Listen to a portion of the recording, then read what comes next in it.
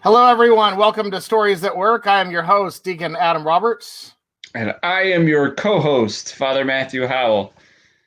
How are you doing? I'm doing well. I'm waiting for the sun to come up. It's gonna be several months before the sun comes up where you are. So you might need an extra prayer. You could. No, just forgive me for sleeping in a little longer. Okay. All right. Well, why don't you start us off in the last days of our broadcast with a prayer? Okay. In the name of the Father, and of the Son, and of the Holy Spirit. Amen. O heavenly King, O Comforter, the Spirit of truth, who art in all places and fillest all things, treasury of good things and giver of life, come and abide in us, cleanse us from every stain, and save our souls, O good one. Amen. Amen. So is it dark right now? Yeah, it's dawn. Do you want me to open my window? I Do you don't want to know. see? I don't know. The sun is It'll mess with the lighting in my room. It will. It will mess everything up. So do you have any updates? I'm anxious to get to our guest. No, I don't have any updates. Business as usual. Okay. I do have an important update for clergy. This is kind of okay. I'm going to share one of your stories. Okay, so I want to be careful how I say this because this is you saying this, not me. But we just finished an awesome class with Bishop John, right? Diocese of Worcester, and in the Boston area. Up in Boston, and it was a great pastoral care class just for clergy. And so we've opened that up again for next semester. We're continuing. It's going to be similar format, but he's going to introduce some new content. And we just opened up registration yesterday. I'll put a link in there. But I just wanted to share what you said because I thought it was hilarious. And I'm not giving ammunition to laity. Like, do not use this on your pastor. But it's a great story about you explained why the church should pay for you to take this class. Okay. All right. So I told a couple members of my parish council I want the church to pay this money so I can take a class on pastoral care. And if you don't want to pay the money, then that must mean you think that I'm a perfect pastor. Exactly. That is not licensed for you to go to your pastor and say, Father, we need to sign you up for this pastoral. Yeah. No. But during the course of the 10-week class, a couple of situations came up in the church, and I believe that I was able to handle them better by the grace of God, in part because of the lessons I learned in this class. So it was an extraordinarily helpful class. And I'm really glad I took it, and I'm in for the second round in the next semester.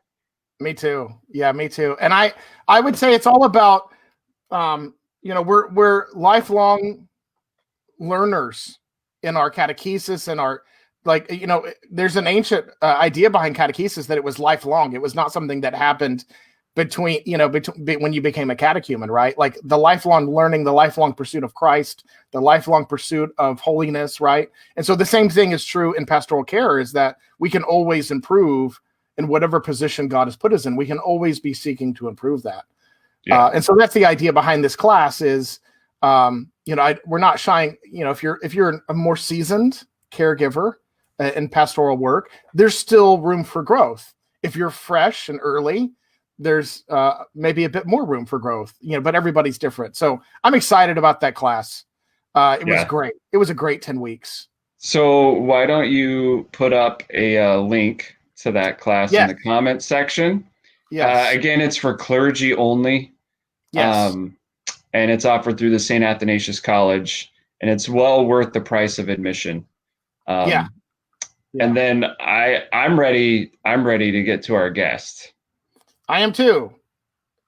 So you should introduce him. Nessie, I don't know if I can do that, but I would like to welcome Jonathan Pageau. Well, thank you for having me on. It's wonderful. Yes, we're excited to have you on. I've been following your work, the wood carving, for a number of years and thoroughly enjoyed that. Why don't you give, most of your ministry, we talked about this a few minutes before we went live, has been to the non-Orthodox. And so do you mind introducing yourself? Sure. So I'm a convert to Orthodoxy. I converted, I guess it's been a while ago now, 2003. And so I became an icon carver. I was always interested in iconography, and I studied iconology with Father Stephen Bigham, who's an expert on iconology and lives nearby. And so I was always very fascinated by iconology, by iconography, and I was also an artist. So finally, I developed icon carving, and I was fortunate enough, by the grace of God, to make it a living through the blessing of my bishop as well. And so here I am, a professional icon carver, and with Andrew Gould, who's a building designer in the Orthodox Church in the OCA, we started a website called the Orthodox Arts Journal, in which we try to talk about, encourage, feature the best of liturgical art in the church and what it means for the world today. So through all of that, I started to study symbolism, also with my brother, who's actually not Orthodox, but study biblical symbolism, how it relates to architecture, how it relates to the iconography, how all of this comes together in a kind of sacred language of Christianity, with the liturgy, the way the liturgical year is organized. All of this is like this giant, massive poem or massive dance that we participate in.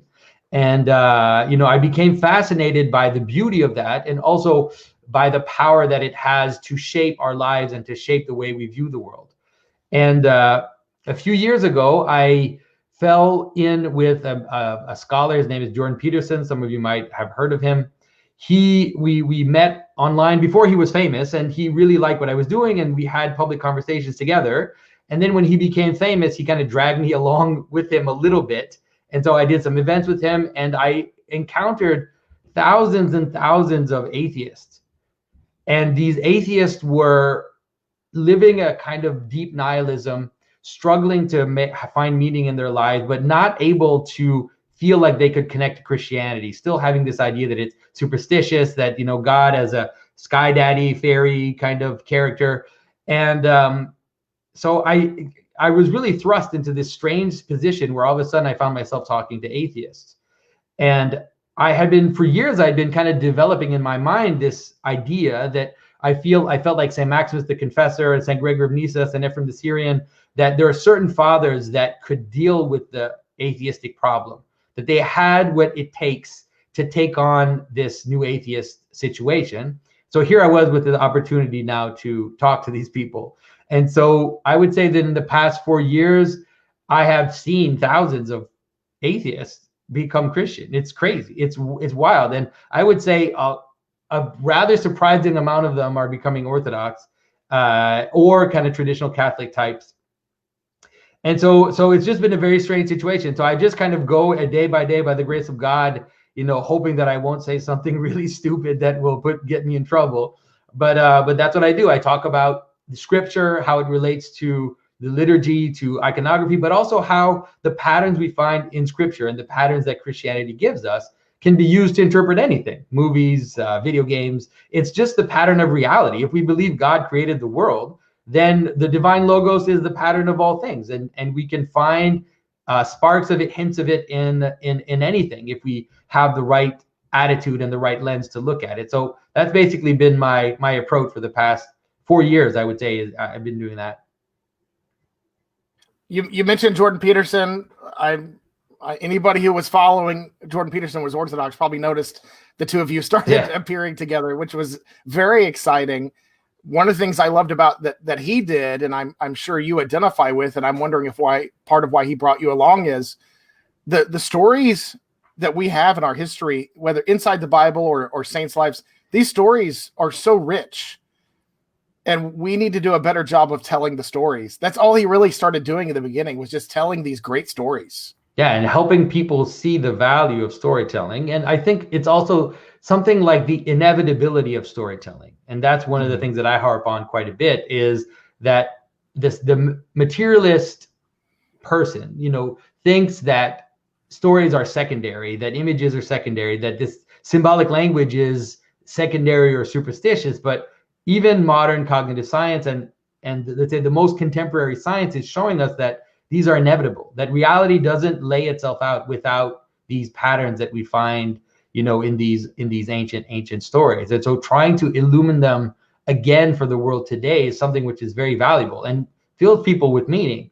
because you can find these patterns in like Marvel movies or Harry Potter and all this stuff, but you can't live in those stories, right? You can watch them from afar, but they're not your story.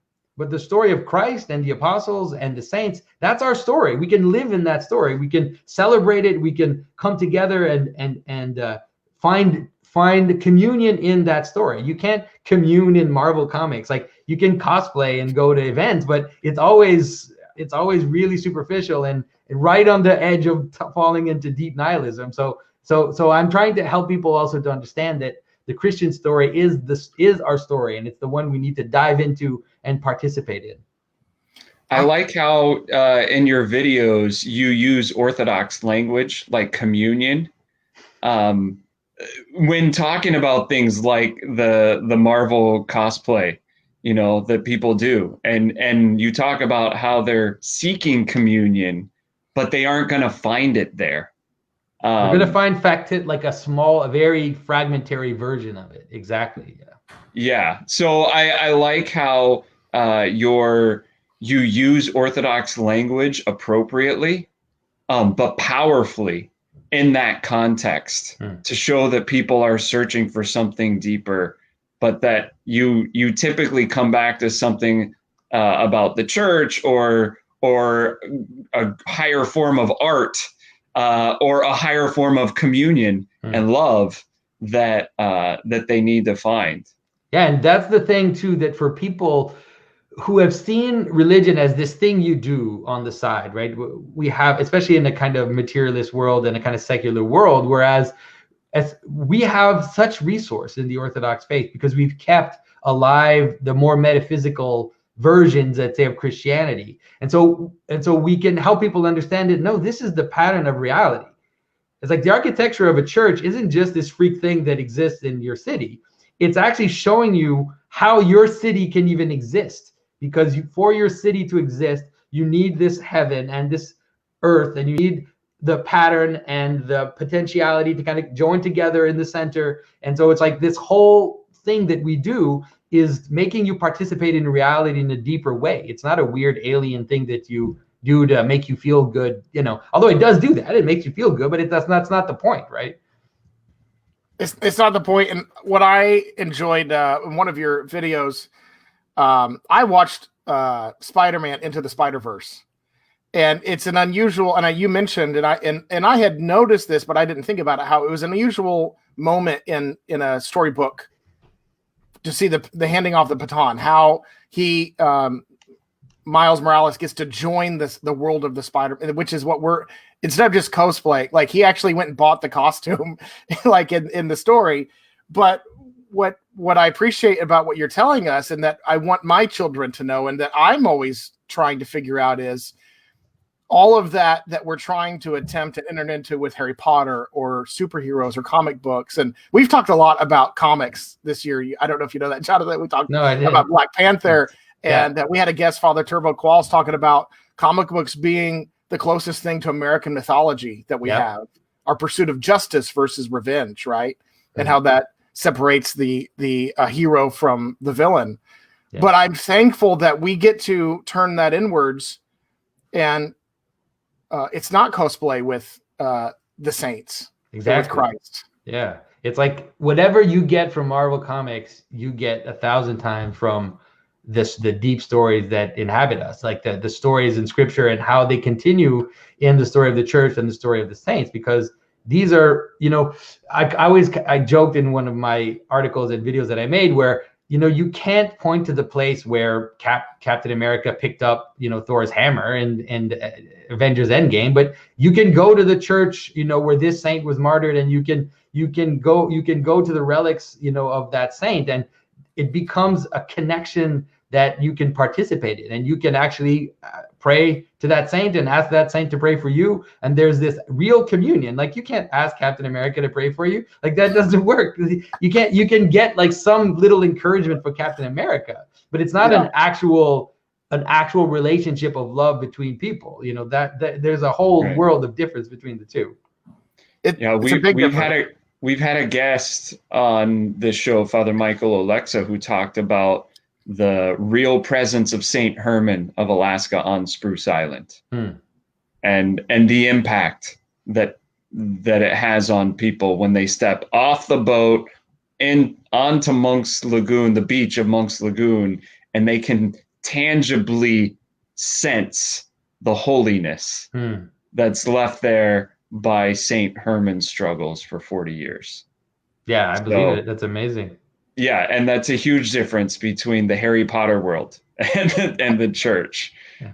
And I always say, like, I don't have a problem with these things. Like, I find Marvel Comics is fine, and all of these franchises are fine. We just have to have them in the right order. It's all about if you think that, if you can see in those stories how they point us to the deeper story and to the Christian story, then that's great. But if you think that they're going to replace Christianity and they're going to become like the new thing that helps us get through in terms of meaning, then sorry, that's not going to happen. It's just gonna create more dark nihilism. That's for sure. Yeah, that would be my goal. Is that, you know, helping. That's really what we're trying to do, is show how everything centers around that liturgical life. And so we have stories that are visible, that are in reality that we see, or they've been written down or in filmmaking, and that story either brings us closer to that reality of our liturgical life in the Eucharist, or it takes us away from it, and we feel a little damaged and a little beat up and go, that wasn't really a great story for me to participate in. Yeah, exactly. One of the things that's really fascinating is the notion of the hero, and the idea of the hero that we have, let's say in Marvel Comics or Star Wars or all of these popular culture tropes. It's really a Christian hero.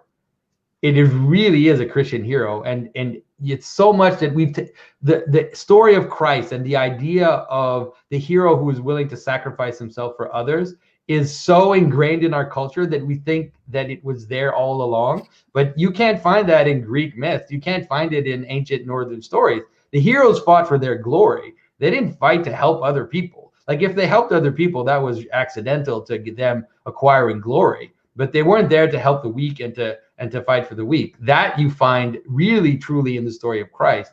So when you watch a hero, you know, come all right up to death and letting themselves get beat up and, you know, gets bloody on the ground and then, you know, rise up again to finally defeat the enemy, but doing it all for, you know, to save these poor people that can't do it for themselves. You're watching a little version of the Christian story all the time, you know. And like I said, that didn't exist before Christianity. That type of story is very much a Christian story.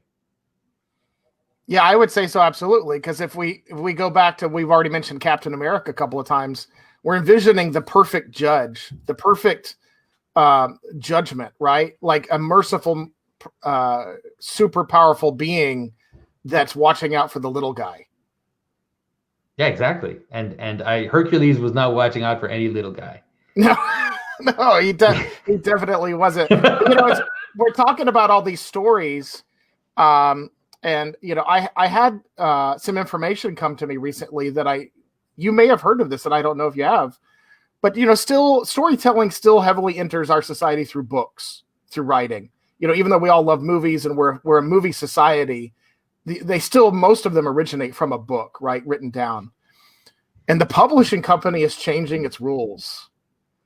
They're now looking to see, do you have appropriate diversity in your characters? The wokeness has come into our storytelling, and there's books not being published and they're excellent stories because they're not woke enough. Yeah.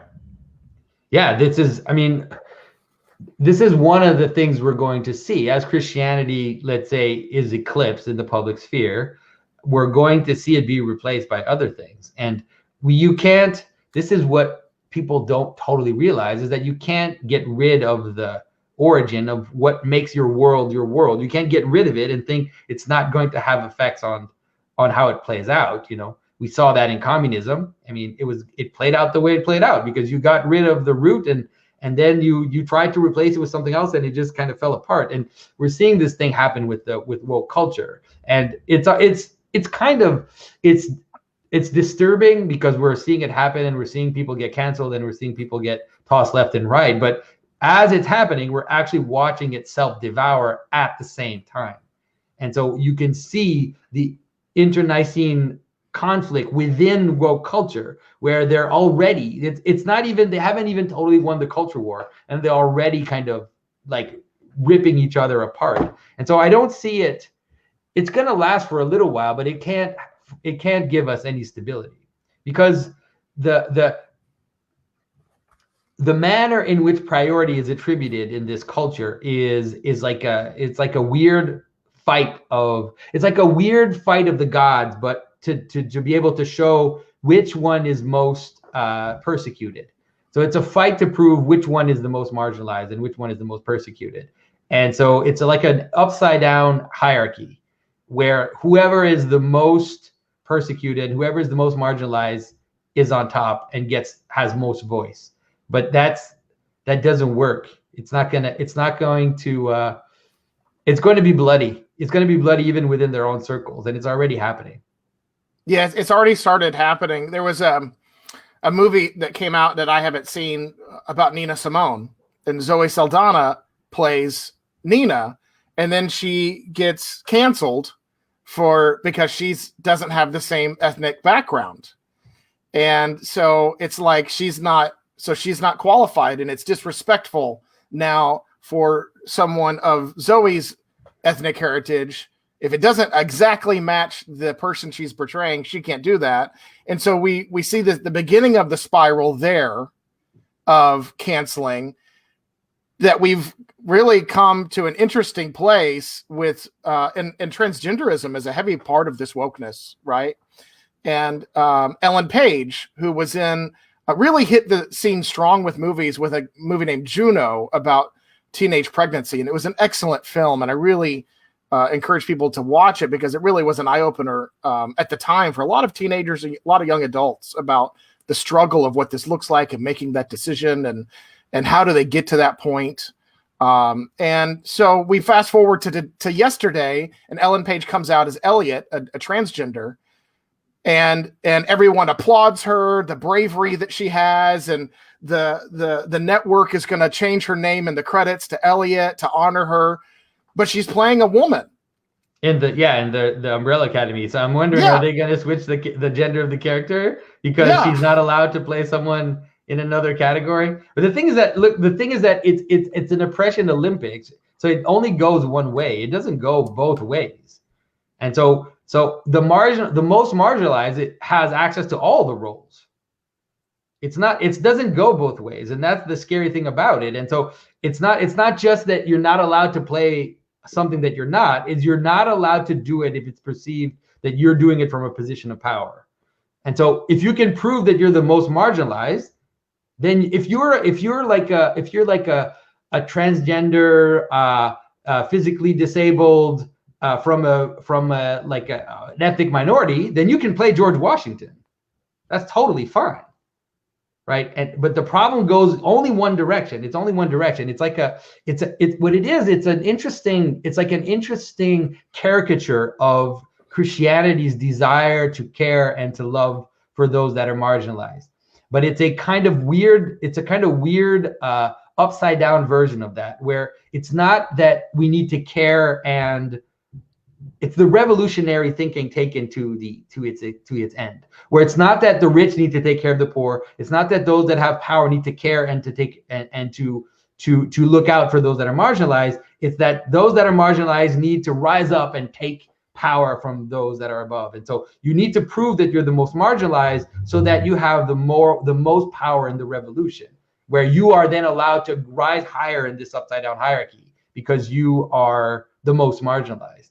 And so sadly for her, Ellen Page or Elliot, whatever, she'll be fine, because she's playing that game. And so she can play whatever she wants. It's interesting that, go ahead. Sorry, I was just going to say, what you just said echoes exactly what Father Turbo Qual said back on the show in August when we were talking about Black Panther. And the inversion of power, how the inversion of power does not equal reconciliation. Right. Yeah. And reconciliation comes from a joint humility of the laying aside of power and the meeting of of two people or two groups.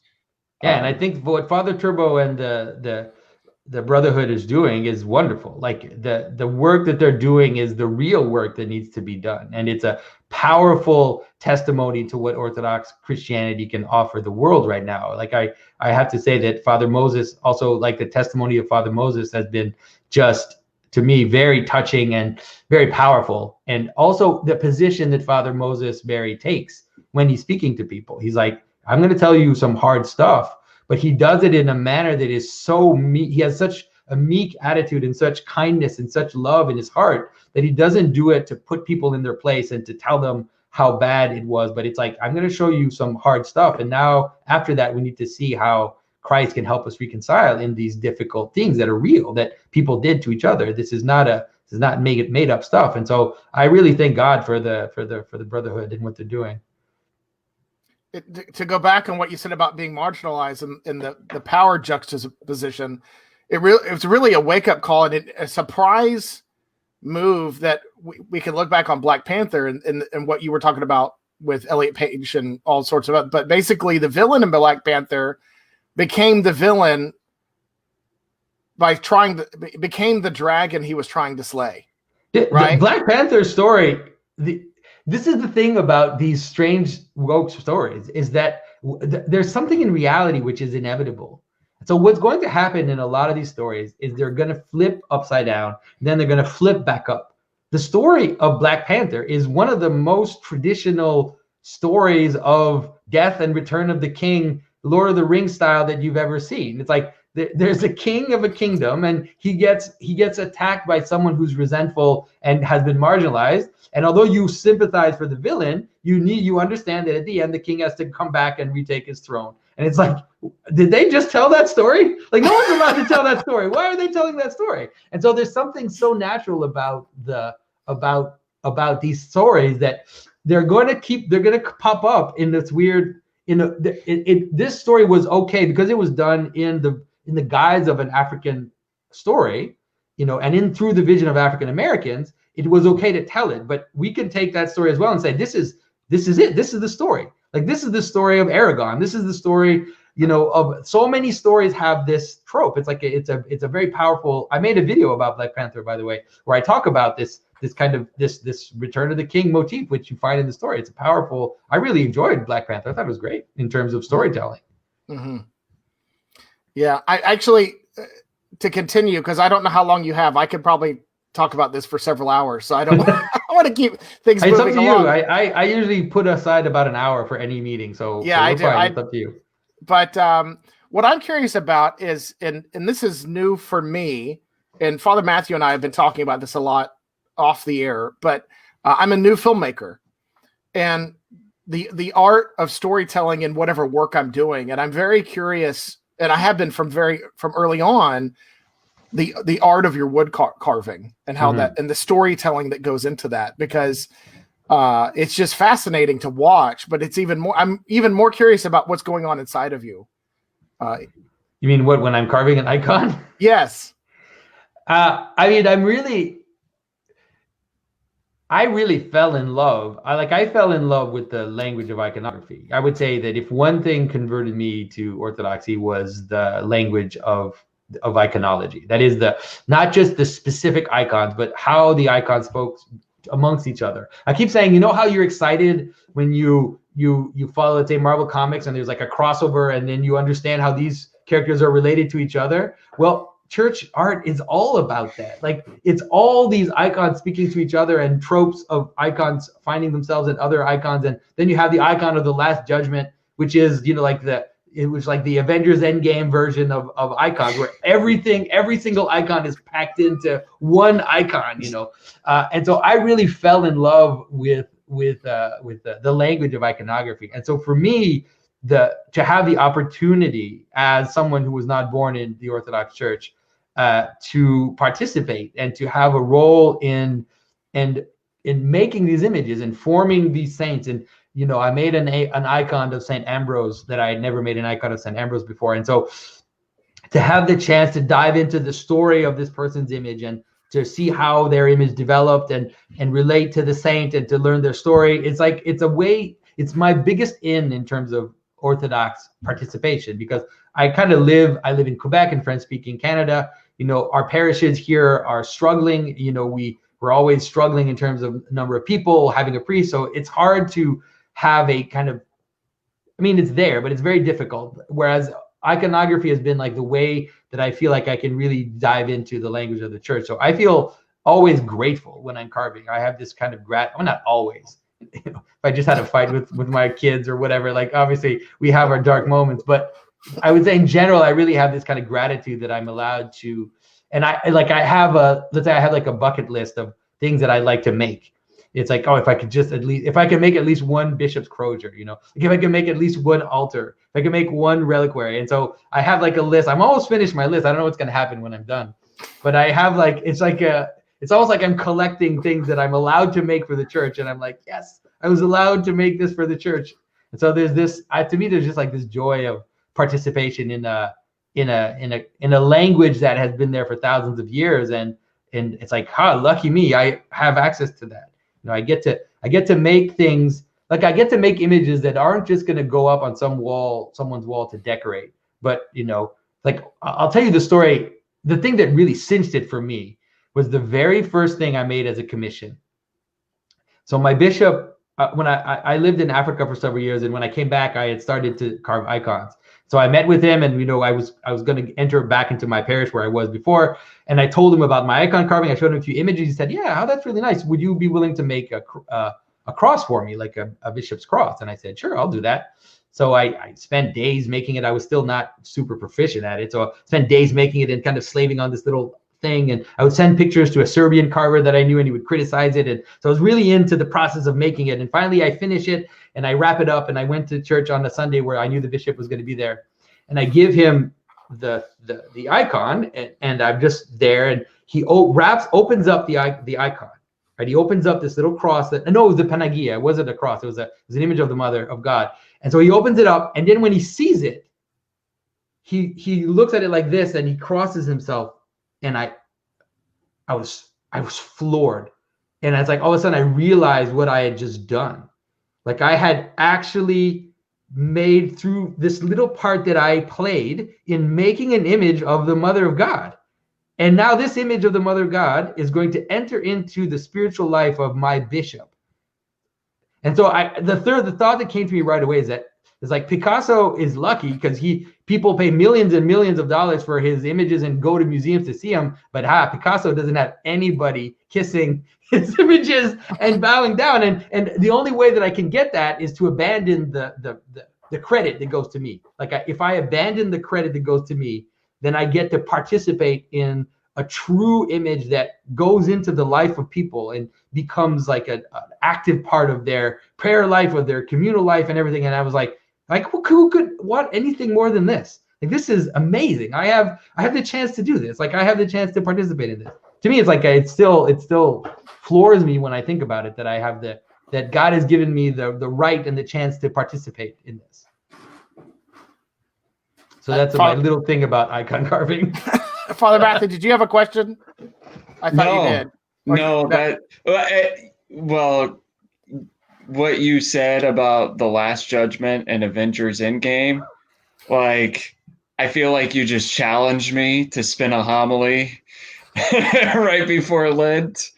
If I can pull it off, I'll send you a copy of a recording. Sure, yeah. But that image totally fits. But what you're saying about iconography is true about every facet of Orthodox life, and the way you feel about entering into this edifying and holy sphere with your bishop, for example, of his life and his journey to the kingdom of heaven. That's exactly how every priest feels when the phone rings in the middle of the night, when a baby is born, when you're baptizing somebody or marrying somebody or burying somebody, and you're there in the most vulnerable moments. Sometimes people will tell me, thank you so much for being here. It means so much to us. And my answer is always, thank you for inviting me. thank you for asking me to be here and share this with you, because I always feel privileged to enter in to that grace-filled moment. Yeah. You know, so I think for anybody, any service in the church can become like that if you can put the ego aside and not do it for the vainglory and the credit, or whatever reward you might think might be coming. You just do it for the glory of God, and the benefit is going to be there. But it can be anything. Like, it can be just putting food in the bin at church, you know, for the local food pantry, can have that kind of communion, because that can of beans is going to somebody who really needs it. And when they eat that can of beans, they might be praying for the person who gave it to them. Yeah. Right. So I think you articulated perfectly, like, what it means to do good works in the Orthodox Church, and how every ministry comes together in this way. It's not about priest, laity, bishop, deacon, whatever. It's not about this hierarchy. It's about the love and the egoless offering and sacrifice that goes into it. So let's give your icons a little plug. Do you have a website where people can see your icons? Yeah. So it's pajotcarvings.com. Oh, that's not we're gonna have to see that. Yeah. So people aren't gonna spell it correctly. Yeah. So my name is, do you want me to put it in the chat if you want to? I'm sharing it right now. Okay.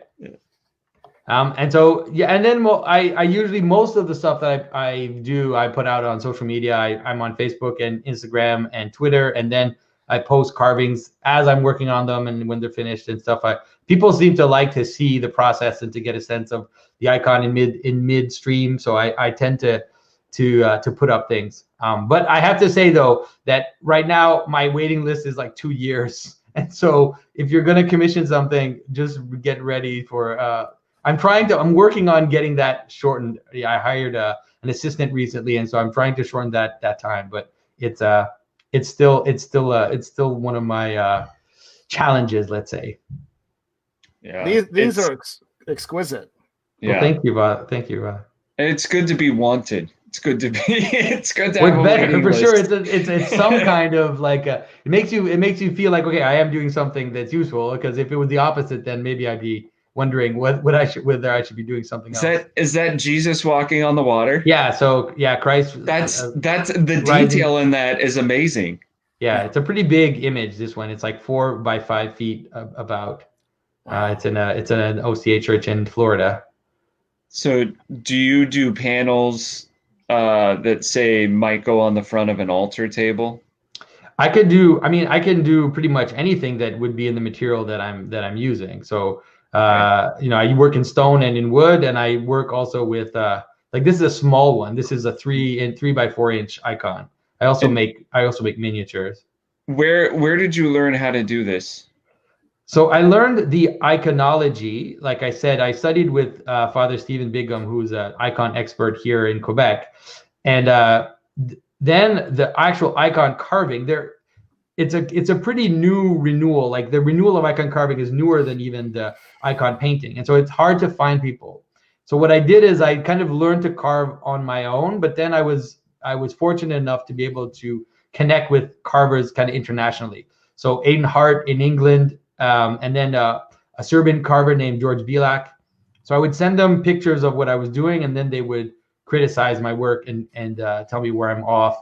And so it was that kind of process, just trying to learn from the masters that are far away, sadly.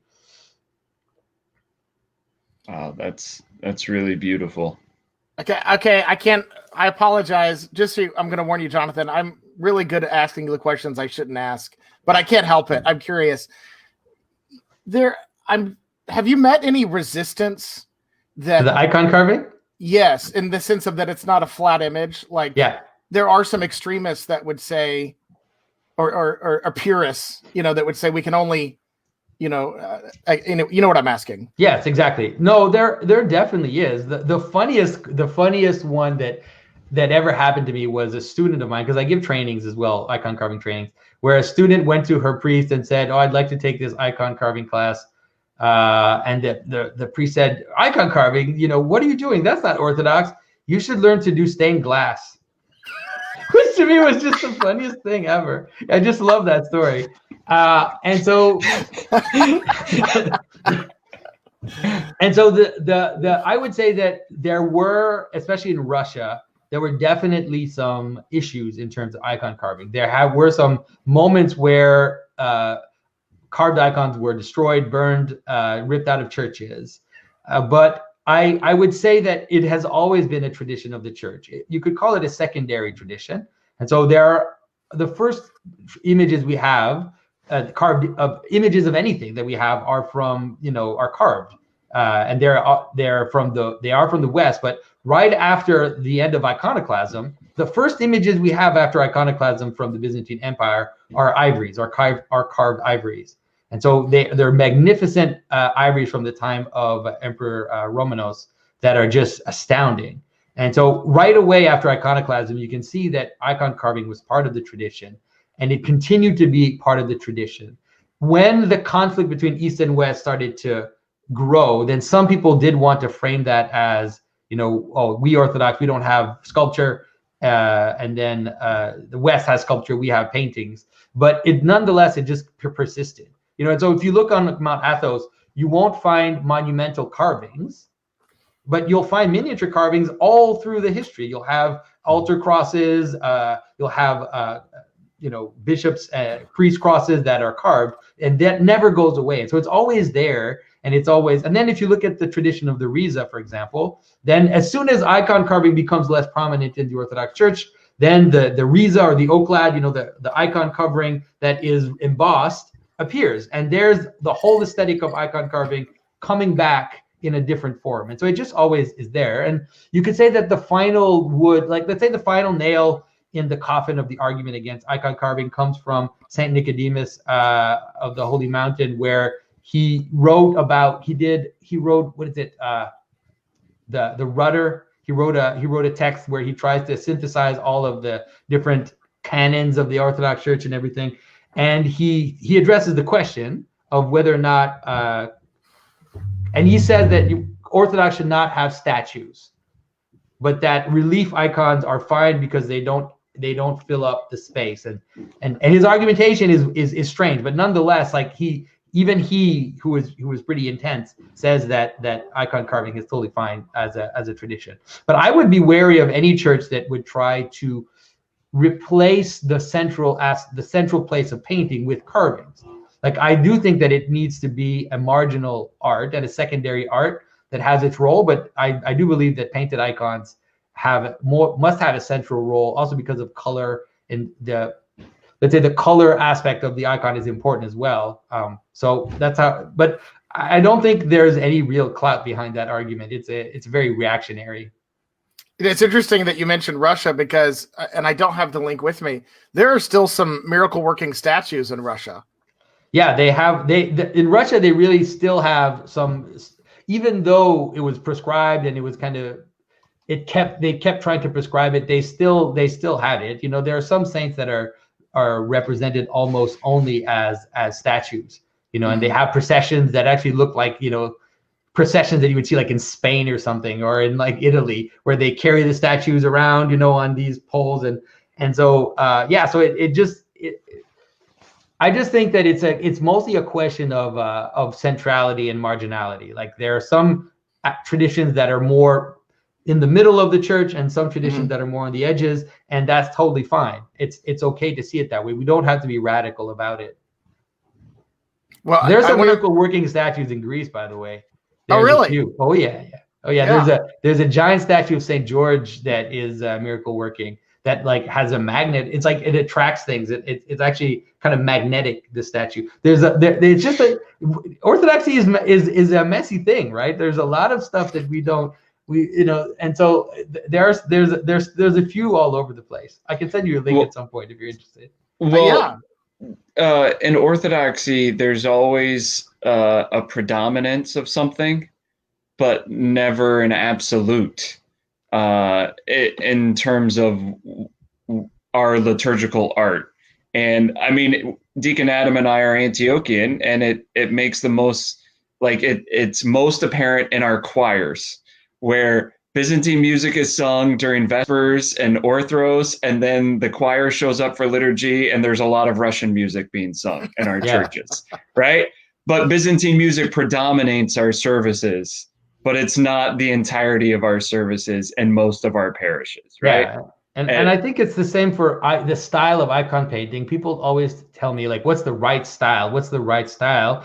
And I think that, for example, in the late 19th century and 18th, 19th century, the realism in Orthodox art went overboard. Like, they really tried to embody all these Western archetypes of painting, and I think that it went so overboard that we lost the plot. Like, we lost what icons do, what they're about, what they embody in terms of how they're composed. But if someone asked me whether or not like an oil painted icon should be destroyed and is not an icon, I'd say, no, what are you talking about? That's insane. Like, I believe that it's okay for it to exist, but I think that it has to be somewhat secondary to a more, let's say, a more hieratic version of iconography that helps us see the composition in terms of its vertical, all the way that we see traditional icons being represented are most important. But it doesn't mean that, because you'll run the problem that some saints had these Western icons and they were miracle working. And so, like, you're going to really struggle to justify getting rid of them when, so and such and such saints was performing miracles through this icon, Right. It makes it what I hold a place in my heart for statues and the Orthodox Church embracing our Western heritage, but it's not the same as looking at, like you said, the final judgment and what's present in, that paint, everything that you can include in that from a storytelling perspective, even, right? Versus just a statue of, say, the Theotokos. There's value there, but what I also get excited about, and we've been talking about this all along, is the storytelling aspect of icons. Oh yeah. And it's hard to keep that in statues. It's very difficult. Yeah. Yeah. And so it's a whole different role. Well, we don't have a lot of time left. I want to give you an opportunity to figure out how you want to close this out, and we haven't even mentioned your website, The Symbolic World, yet. I mean, yeah, that's fine. Your other website. I do have several websites. And so a lot of the things that I'm doing in terms of explaining symbolism and helping people rediscover symbolism is done through a website called The Symbolic World, which is also now a strange community as well of like-minded people who are trying to reinvigorate symbolic thinking and storytelling and image making to, let's say, save our culture, which is fragmenting rapidly. And so on my website, you'll find links to my videos. You'll find links to some articles that I've written, but that other people have written as well, trying to interpret different aspects of reality through this lens of what Scripture gives us. And so if you're interested in that, it's definitely a place to get involved. If people are interested in how to understand stories and how to see the world through magic again, like to see the world sparkle once again, I would say that that's what we're trying to do at The Symbolic World. That's pretty exciting. I visited that site yesterday and very much enjoyed some of the content that I found. And the links to your YouTube channels. There's a very good video that you did about the ring in Lord of the Rings. And so it's not just, it's not just a bunch of philosophers talking to themselves. That's what I appreciate about your website, about The Symbolic World. You're actually making it palatable for a knucklehead like me who has no philosophical background to understand what's going on. Well, it's also because we're trying to tell people that this is the pattern of reality. And so if you say you have the pattern of reality, but it's only accessible to a bunch of elite people that have master's degrees, then who are you talking? Like, what are you talking about? And one of the powerful aspects of the whole Christian tradition is that it's accessible to anybody, right? The poorest illiterate person can go into a church and be in contact with the Holy Spirit and the communion of the saints. And the smartest, most erudite scholar can also enter the church and be amazed at how transcendent all the relationships of meaning are in the liturgy and how it connects to this and that. And so it's like, that's the great thing. And so I want whatever I do to be able to span all of that, which is why a lot of people don't understand. Like sometimes they're confused by what I do, because on the one hand, I make icons and altars and things for the church. And then on the other hand, I make t-shirts for people.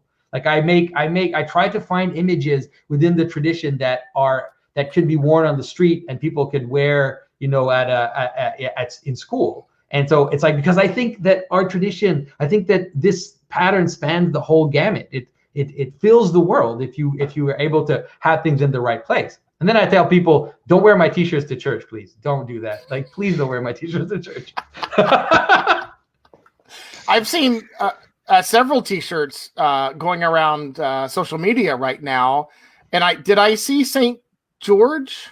And so most of the t-shirts that I'm putting out have to do with protection. And so it's what you put out there. So the idea is, so St. Michael, St. George. And so like, I would never make a t-shirt of an icon of Christ, for example. So like an angel, like a combative angel, all these things that have to do with protection and what you would see on the ramparts of a city, let's say. So like a lion, and then a griffin, all these traditional images of what is on the outside, what deals with the outside. But I rarely, like, I don't think I would, I try to choose images that have to do with that kind of communicate this, either the pattern itself or communicate this idea of what you would wear in a hostile world, something like that. I think it was St. Michael and the Griffin. St. Michael and the dragon. Yeah, there is an image the dragon. of St. Michael killing a dragon. Yeah, okay, that's what I couldn't remember. What I saw one of them. I did. Yeah, and it's weird because Teespring right now, Teespring, the company I'm working with that was making the t-shirt, they decided to actually put money in advertising my products, which is like, go for it, man. If you want to advertise my products, I'm very happy to see you do that. So that's been weird to see that too, to see my own products appear in advertisements in the past like week or so. Yeah, I found it here. I'm gonna share it for everyone to see so they can see what I'm talking about, because it's quite interesting here. And I think the image they chose for the advertise is like a guy with tattoos and like a beanie, and so it's like, oh yeah, so that's the St. Michael image. Yeah, that's the one. I couldn't. I see that, and my brain automatically goes to St. George. So it's there's St. George and St. Michael are related. And there's, yeah, right, and then there's the wings. But you could tell I wasn't really paying attention. I'm admitting here. That's okay. As I was passing through the social, but I did remember seeing it, and I thought, so they're advertising for you. Yeah, it's a very strange situation. So I mean, can you imagine? I've had this thing. This strange thing has happened to me since I started doing this, and so I've had, like, for example, like I was spending a lot of time on these videos, like way too much time, and so at some point I put up like a kind of crowdfunding situation where people could help me out if they wanted to. And I noticed that almost half of the people that were actually supporting me financially were atheists. Like, they weren't even Christians.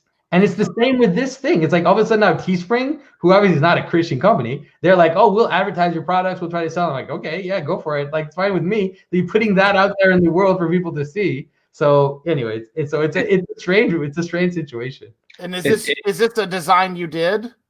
Yeah, so the designs are all designed. Now, there's one design that I didn't do myself, but most of them are I made them. Yeah.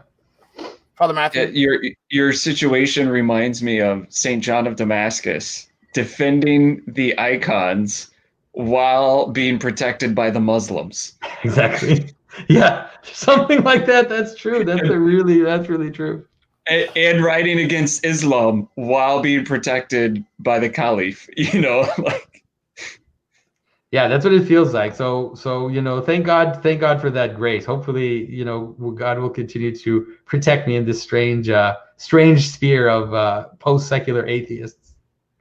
Well, I'm quite thankful for you to come on and talk about storytelling, the art of storytelling, which most of our episodes have been actual stories, but I think we do need reminders of the art of storytelling and how critical this is to our faith.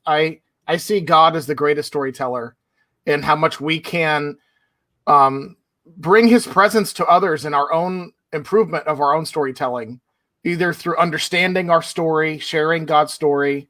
And so it's something I've been very appreciative of your work and the importance of storytelling in our lives as Christians. It's something that we all enjoyed story time as a kid, and we need to remember that. Exactly. Yeah. Well, thank you for having me on. Thank you. And I really appreciate it, and I want to. We need to share a couple of posts on miracle working statues. I want to hear about what you find. I'll send you on the Orthodox magnetic Art Journal. statue. We have a few articles on the statuary and how we can relate to statuary as Orthodox. I'll send you links to that for sure. That'd be great. I've shared a link to 3 websites for Jonathan for our audience. The OrthodoxArtsJournal.org is in the comment section. PajotCarvings.com is in there where we were screen sharing that a little bit. I was trying to both pay attention to what you were saying, Jonathan, and stare at the carvings at the same time. So, and then the last link we shared here in the comment section, the symbolicworld.com, which is not meant for philosophers to talk to themselves. The highly intellectual, there's something for all of us on this website. So I appreciate that. I have a couple of updates, and so Jonathan will say farewell. All right. Thank you so much. Thank you. Thanks for having me. So, Father Matthew, we only have 2 more episodes left.